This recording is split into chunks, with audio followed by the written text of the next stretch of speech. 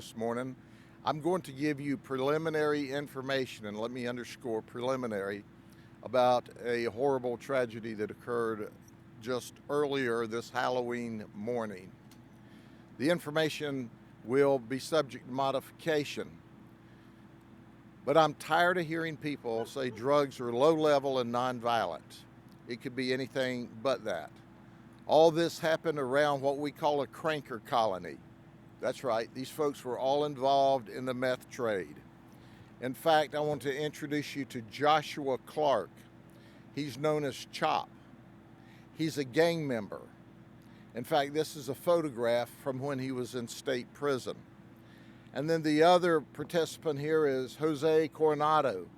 He goes by the name of Tweety. He's also a gang member in an opposing gang. The two of them met on Levens Road in the Willow Oak area, which is a suburb of Mulberry, and had an argument.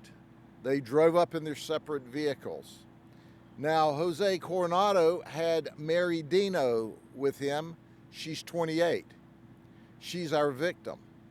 She's shot in the chest, and she's deceased. After their argument, Clark appears to start back to his vehicle to de-escalate. Tweety, who's Jose Coronado, reaches into his vehicle and grabs a firearm. Why did he grab a firearm? Because Joshua Clark, who by the way is a felon, always carries one. As Coronado grabs his firearm, it discharges, and Mary Dino says, "Bae," and he said, "Are you hit?" And she said, "Yes." He pulls out of the car with his firearm and starts shooting at Joshua Clark, blaming him for the reason that he shot his girlfriend. And then they have a gunfight and they leave.